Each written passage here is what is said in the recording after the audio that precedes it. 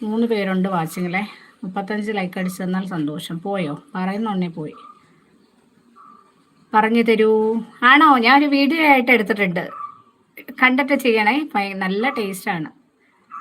ഞാൻ വീഡിയോ ചെയ്തിട്ടുണ്ട്. സിമ്പിളാണ്, വളരെ സിമ്പിൾ. തേങ്ങ നല്ല ഒരു മുറി, നല്ല ഉണക്ക തേങ്ങയാണെങ്കിൽ വളരെ നല്ലത്. തേങ്ങ തിരുമ്മി വറുത്തെടുക്കുക.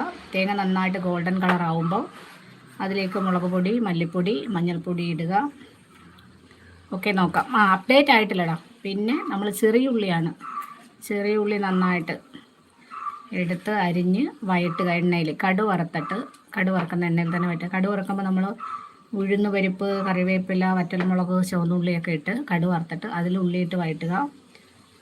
ഉള്ളി വഴണ്ടതിന് ശേഷം ഒരു ചെറിയ നെല്ലിക്ക വലിപ്പത്തിലുള്ള പുളി ആദ്യം നമ്മൾ വെള്ളത്തിലിടണം. ദിവ്യ ചേച്ചിന്ന് വിഷ്ണു വിളിക്കുന്നുണ്ട്.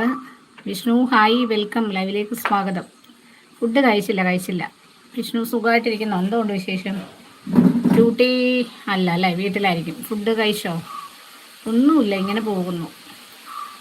ക്രോമിൽ കയറാൻ പറ്റുന്നില്ല എന്നുള്ള കാര്യം പറയുന്നുകൊണ്ടിരിക്കുമായിരുന്നു.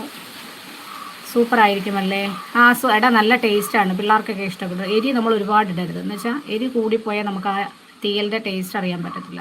ചെറിയുള്ളി എപ്പോഴും നമ്മുടെ ഹെൽത്തിന് വളരെ നല്ലതാണ്. ആരോഗ്യം തരുന്ന സുഖം. വീട്ടിലാണ്. ആണോ? അപ്പോൾ അതിൽ വഴറ്റി നമ്മളത് വഴണ്ടതിന് ശേഷം ഈ വറുത്ത് വെച്ച് അരപ്പ് അതിൽ ചേർക്കുക. പുളിവെള്ളം ഒഴിക്കുക. അത്യാവശ്യം വേവാനുള്ള വെള്ളം, ഒരുപാട് വേണ്ട.